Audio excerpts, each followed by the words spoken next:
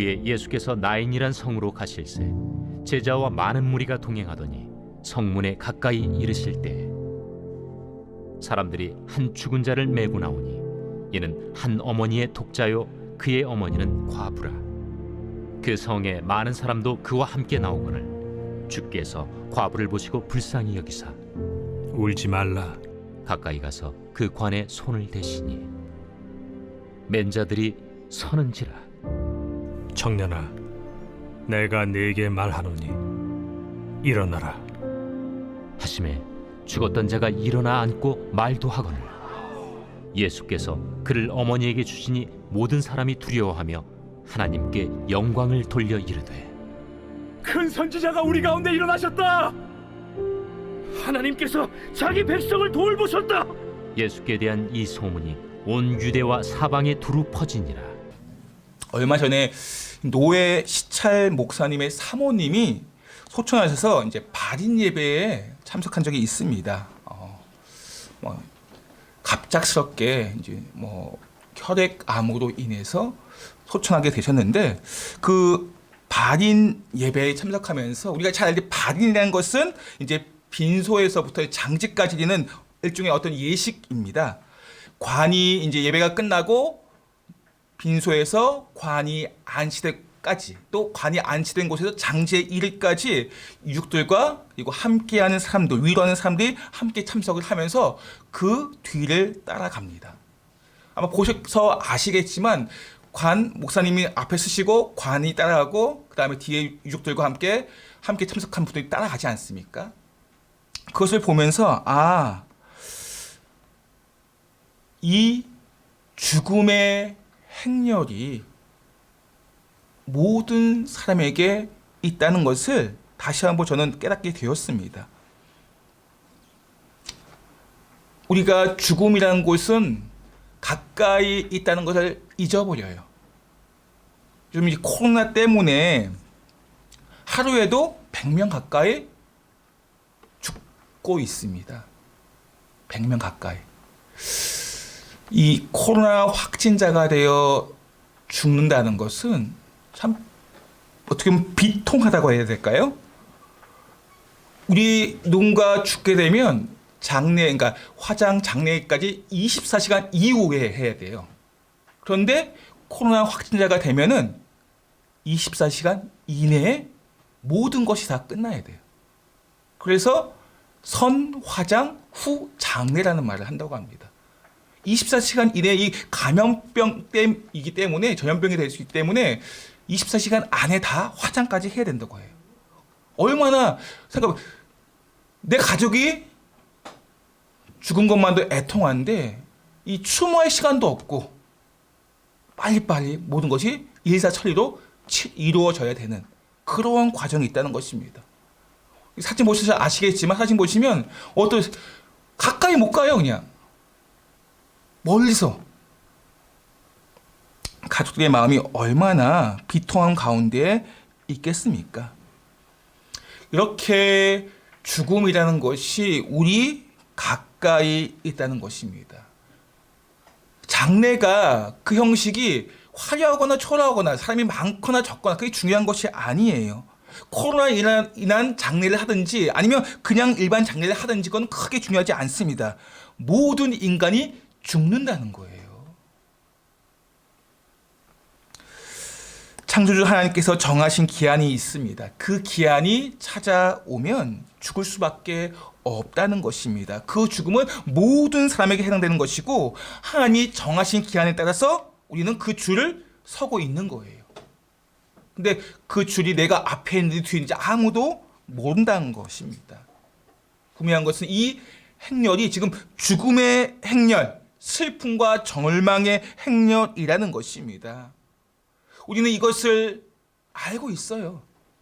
그럼에도 불구하고 마주대하기가 두렵습니다. 왜냐하면 이 죽음은 인류의 근원적인 문제이기 때문에 그렇습니다. 그 어떤 사람도 이 죽음의 문제를 해결할 수가 없습니다.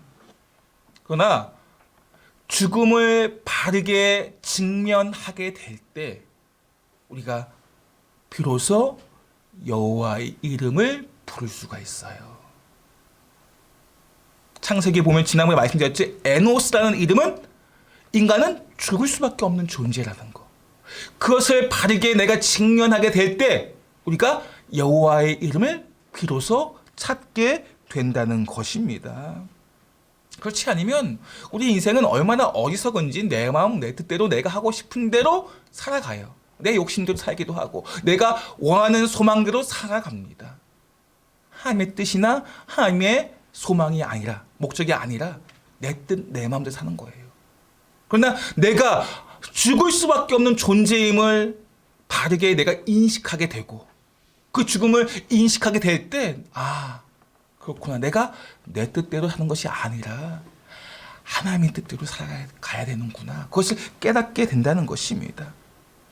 이 인류의 근원적 문제, 어떤 사람도 해결할 수 없는 이 죽음의 문제를 다루시는 예수님을 우리는 오늘 본문에서 보게 된다는 것입니다. 오늘 본문 보시면 그 후에 하고 시작을 하고 있어요. 그 후에. 그 후라는 것은 앞에 사건이 있은 후에예요. 앞에 어떤 사건이 있습니까? 백부장의 종, 그 종이 치유함을 받는 사건이 있습니다. 죽어가는 종이 치유함을 받았어요. 많은 사람들이 이제 이 종은 죽을 거야 하며 종과 함께 했던 가족들이 올 것이고 마음의 슬픔을 안고 있었을 것입니다. 얼마나 다급했으면 이 백부장도 그 예수님을 찾게 됩니다. 가버나움에 있는 이 백부장의 집에 있는 이제 백부장은 친구들을 보내어서 예수님께 이 종을 낫게 해달라고 하였습니다. 그런데 예수님께 이 가버나움으로 들어오려고 할 때 친구들을 보내어서 내가 주님이 오심을 감당치 못하겠습니다. 말씀만 하십시오. 우리 종이 나을 것입니다. 라고 한 거예요. 말씀만 하십시오. 이 백부장의 믿음을 보시고 예수님께서는 이 종을 낫게 하십니다. 종이 나았어요. 죽어가는 종이 나았습니다. 감기 걸린 종이 나은 게 아니에요. 죽어가는 종이 나은 거예요. 얼마나 그 자리가 기쁨과 감격과 은혜가 넘치는 자리가 되겠습니까? 생각해보세요. 내 가족 중에 지금 고통 가운데 있는 가족이, 죽어가는 가족이 다시 살아났습니다. 그러면 얼마나 행복하겠습니까? 얼마나 기쁘겠습니까? 지금 함께 모인 무리들은 기쁨과 감격에 차 있습니다. 그리고 가버나움에서 나인이라는 성으로 가려고 하는 예수님을 뒤따라간다는 거예요. 왜 따라갈까요? 무리들이.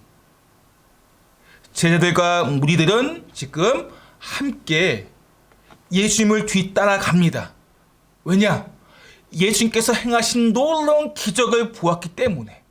혹시 내가 따라가다 보면 나도 그런 기적을 경험하지 않을까 하는 그러한 바람과 소망으로 즐겁게 기쁘게 지금 따라가고 있다는 것입니다.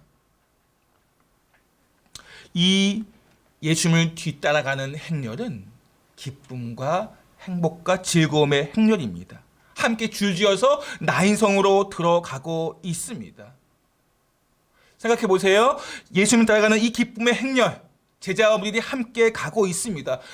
이들은 예수님이 어떤 분인지 몰라요. 단지 병을 고쳐준, 낫게 한, 귀신을 쫓아낸 선지자 중에 한 분일 것이다 라고 생각을 하고 있어요. 그런 가운데 쫓아가는 그 무리들은 예수님의 놀라운 이적들을 보게 됩니다. 예수님의 말씀을 듣게 됩니다. 우리가 직접 예수의 말씀을 듣는다고 생각해 보세요. 내가 직접 예수의 말씀 듣고 예수님 행하시는 기적을 본다고 생각해 보세요. 얼마나 감격스럽겠습니까? 예수님이 누구신지 모르는 사람들조차도 그러한 놀라운 감격과 기쁨을 누리는데 하물며 우리는 예수님을 아는 사람들이 아니겠습니까? 그리스도인이라 불리고 우리는 예수님 따라가는 사람들입니다. 그러한 사람들이 모인 장소는 얼마나 더 복된 장소가 되겠습니까?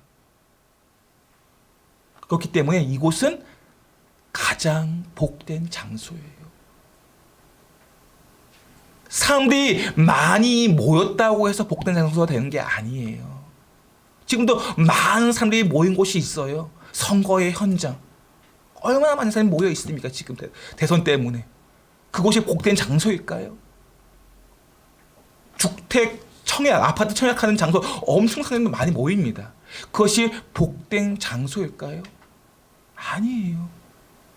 예수님의 이름으로 모인 그곳이 가장 복된 장소입니다. 여기가 복된 장소이에요.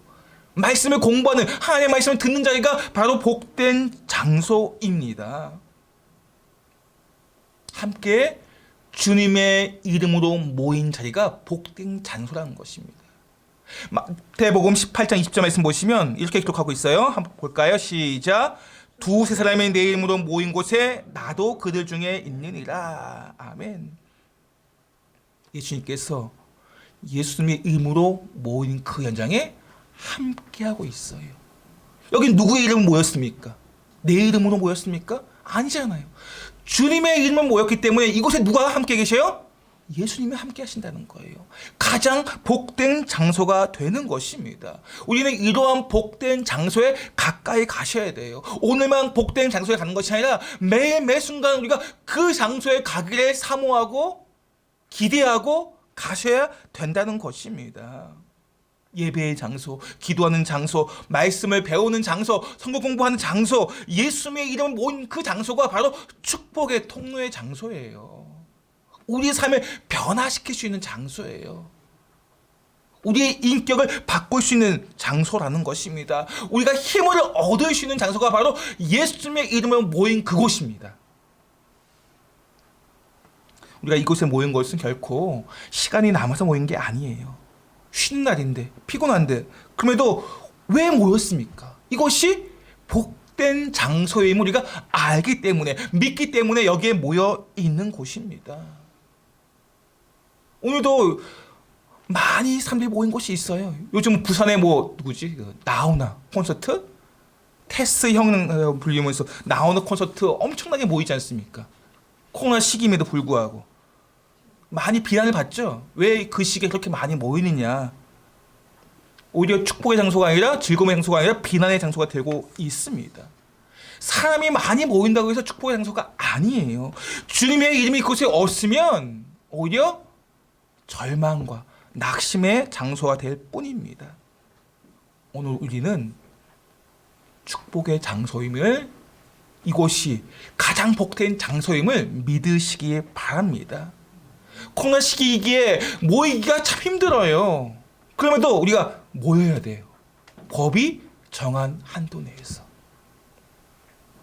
법이 정한 한도 내에서 모여져서 주님의 이름으로 함께 모일 때 그곳은 은혜의 장소요, 내 삶을 바꾸는 장소요, 내 인격이 다듬어지는 장소이고 내 삶에 참된 평안을 얻을 수 있는 장소라는 것입니다. 오늘 우리가 예수님의 이름을 모인 이곳이 복된 장소임을 믿으시고 더 모이기에 힘쓰는 우리 모두가 되시기를 예수님 축복합니다. 예수님과 함께하는 제자들, 이곳 무리들이 지금 나인성 가까이 왔어요. 이제 나인성 문으로 들어가면 됩니다. 그런데 지금 말씀 보시면 나인성 문 밖으로 나오려는 무리들이 있습니다. 어떤 무리들입니까? 바로 장래 행렬입니다. 나인성으로 들어가는 무리들, 제자들은 예수님의 기적을 보고 그 즐거움, 그 기쁨을 함께 나오는 행복한 행렬이에요. 그런데 문 밖으로 나오는 행렬은 장래 행렬이에요. 슬픔의 행렬, 절망의 행렬입니다. 아주 대조적인 장면이죠. 나인성으로 밖으로 나오는 그 행렬은 대성통곡하고 있습니다. 비통함이 가득 찬 장래 행렬입니다. 왜냐하면 나인성에서 살고 있는 젊은 청년, 그것도 어머니의 독자가 죽었기 때문에 그렇습니다. 이 슬픔의 행렬의 유족에 대해서 이렇게 기록을 하고 있어요. 12절 하반절 말씀입니다. 시작. 이는 한 어머니의 독자요, 그의 어머니는 과부라. 남편이 언제 죽었는지 몰라요. 남편이 없어요. 그리고 이 아들은 이 남편 없는 과부의 독자라고 설명을 하고 있습니다. 유일한 아들, 그 아들이 죽었어요. 그 어머니의 고통은 얼마나 클까요? 그러니까 미로 짐작하기도 어려워요. 내가 그런 경우에 당해보지 않았기 때문에. 하지만 그분의 비통함과 애통함, 심장이 찢어지는 아픔, 그런 아픔이 있을 것이다라는 생각을 합니다. 이 과부가 당한 일, 그 고통스러운 그 일들을 다른 사람들이 그 고통을 느끼는 거예요. 그래서 지금 많은 무리들이 이 장례일을 따라가고 있습니다. 이 과부의 고통이 너무 큼을 알기 때문에 많은 무리들이 이 장례일을 따라가는 거 합류하였습니다. 그때 예수님과 함께 제자들, 무리들이 기쁨의 그 행렬이 성 안으로 들어오고 있어요. 슬픔의 행렬과 함께 만났습니다. 그곳에 누가 계셨냐? 예수님이 계셨습니다. 예수님께서 그 슬픔과 비통함을 가지고 있는 이 과부, 그를 보시고 불쌍히 여기시며 말씀하세요. 울지 말라. 울지 말라. 우리는 이 과부와 비슷한 경험을 한 적이 있으십니까? 물론 이 유일한 독자를 잃은 아픔을 똑같이 경험하지는 않았겠지만 우리 역시 어머니의 정비였던 아들을 잃은 것처럼 소중한 무언가를 잃어본 경험이 있을 것입니다. 그때 우리를 보고 계시는 예수님의 마음도 불쌍히 여기시는, 오늘 과부를 보시면서 예수님께서 불쌍히 여겼다고 말씀하고 있어요. 이 표현은 그저 안 됐구나, 정말 안 됐다, 이런 의미가 아니에요. 불쌍히 여기다, 우리 헬라어로 보시면 스플랑크 니조마이라고 해서 무슨 뜻이에요? 창자가 꼴 정도로 아프다. 이걸 단장이라고. 단장의 메아리고개라고 아셔요? 노래잖아, 그렇죠? 저도 가사는 정확하게 모르지만 반야월 선생님이 지은 가사예요. 반야월 선생님 지은 가사인데 그냥 지은 게 아니라 그분이 딸을 잃은 아픔을 가지고 지은 가사라고 해요. 그리고 왜 단장의 메아리고개인가? 저는 6.25 전쟁 때 이제 인민군들이 이제 뒤로 밀리면서 더 이상 이제 앞으로 갈 수 없기 때문에 밀리면서 그 잡아갔던 포로도 있다고 합니다. 그 포로의 가족이 마지막 이별의 장소가 바로 미아리였다고 해요. 미아리, 그 고개. 그래서 더 이상 올라갈 수 없는 거예요. 이 포로의 가족들은.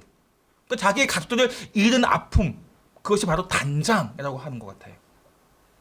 창자가 끊어지는 아픔, 이것이 가족을 잃은 아픔이라는 것입니다. 지금 어머니의 마음이 이런 단장의 마음이고, 그분의 마음은 그런 게 아니라 누구의 마음도? 우리 주님의 마음도.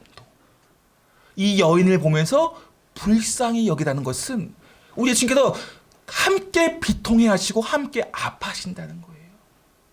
그 여인만 보고 오는 게 아니라 지금 내가 아파하고 힘들어하는 그 아픔을 보시면서, 나의 아픔을 보시면서 똑같이 말씀하시는 거예요. 불쌍히 여기시는 거예요. 우리를 보시면서, 나의 아픔을 보시면서 함께 아파하고 함께 가슴을 찢고 계십니다. 누가요? 예수님께서 함께 공감하고 계시는 거예요. 이것이 바로 주님의 사랑이에요. 주님의 사랑. 사람은 아무리 가까운 가족이고 친구라 할지라도 물론 함께 아파할 수 있어요. 가족이기 때문에. 그러나 함께 울어주고 함께 장례에 참석해서 함께 뒤를 따라갈 수는 있지만 문제를 해결해 주지는 못합니다. 함께 울 수는 있어요. 함께 장례 대열에 합류할 수는 있습니다. 슬퍼할 수 있지만 과부의 그 아픔을 해결할 수는 없다는 거예요.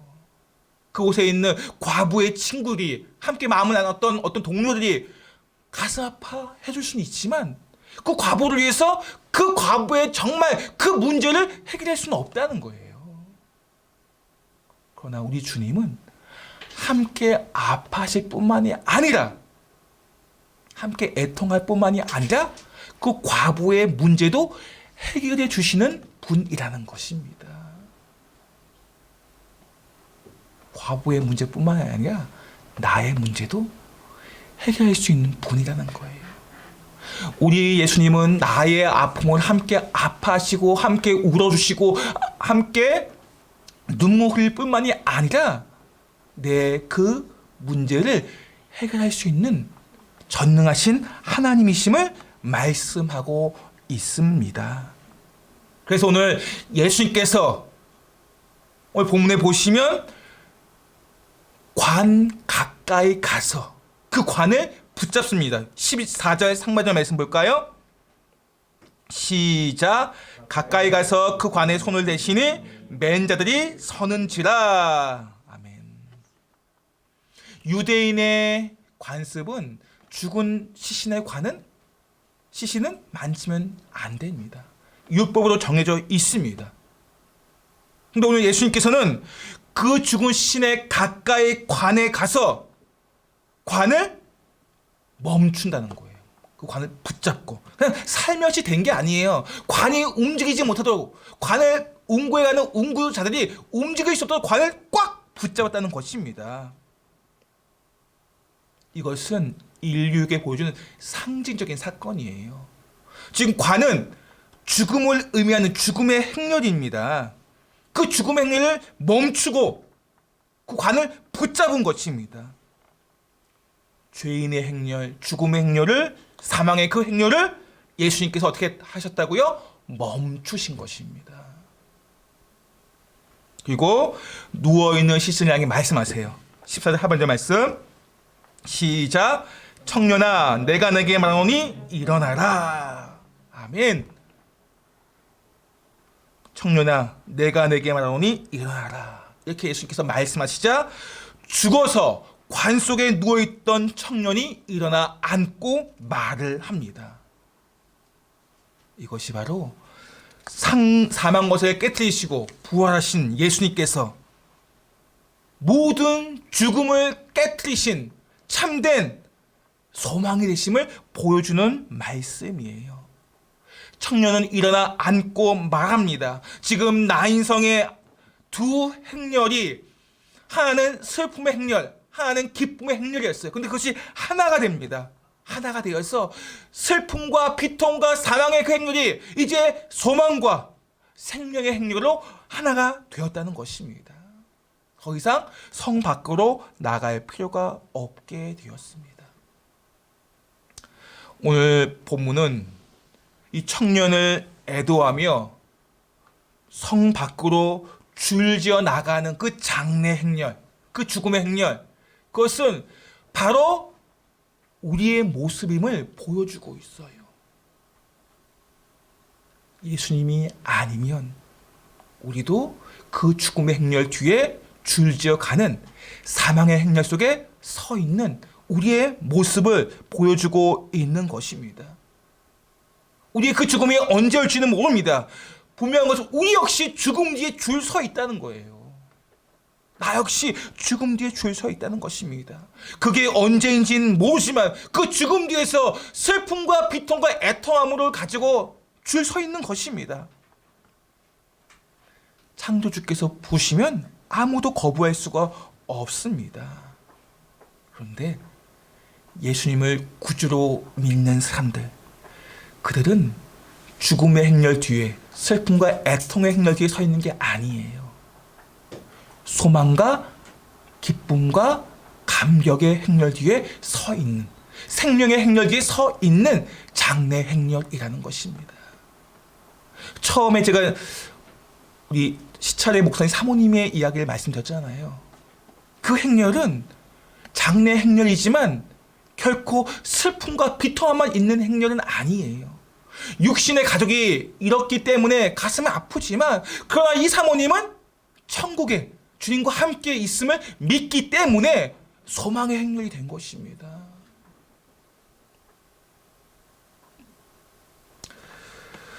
오늘 우리도 언젠가 이 장래 행렬 뒤에 우리도 서게 될 거예요. 물론 함께 따라가는 삶으로 설 수도 있지만 죽어서 이 죽음 뒤에 장래 행렬, 이 관안에 들어갈 수도 있어요. 그러나 그 행렬이 슬픔과 비통함만의 행렬이 아니라 예수님을 나의 인생의 구주로 삼기 때문에 소망과 생명의 행렬이 되기를 바랍니다. 이것이 복음이에요, 복음. 내 가족들, 내 친척들, 내 이웃들이 사망의 행렬, 그 슬픔과 비통함의 행렬에 서 있어 눈물 흘리는 그러한 것을 보고만 있는 것이 아니라 이제는 우리가 그들에게 생명과 소망의 행렬이 될 수 있도록 복음을 전해야 한다는 것입니다.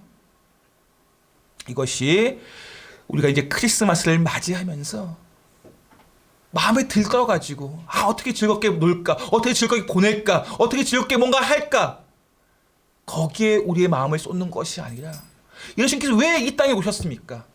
우리에게 생명과 소망을 주시게 오셨어요. 그리고 우리 역시 이제는 그 생명과 소망의 근원 대신 주님을 소개하고 주님을 증거하는 그러한 생명의 통로가 되어야 한다는 것입니다. 오늘 이 말씀 우리에게 주시는 말씀이에요. 크리스마스를 준비하는 성탄절을 맞이하는 우리에게 주시는 말씀입니다. 예수님만이 인류의 근본적 문제인 죽음의 문제를 바꿀 수 있는, 죽음을 생명으로, 절망을 소망으로 바꿀 수 있는 유일한 분이심을 우리에게 말씀하고 있는 것입니다. 이 복음을, 이 생명의 복음을 증거하는 우리 모두 되시기를 예수님 축복합니다. 찬송가 488장 우리 1절만 찬양드리고 잠깐 기도하도록 하겠습니다. 488장입니다. 이 몸의 소망 무언가. 우리의 참된 소망은 땅에 있지 않아요. 우리 주님께 있음을 믿으시고 그 주님이 우리의 반석 되게 기도하시기 바랍니다.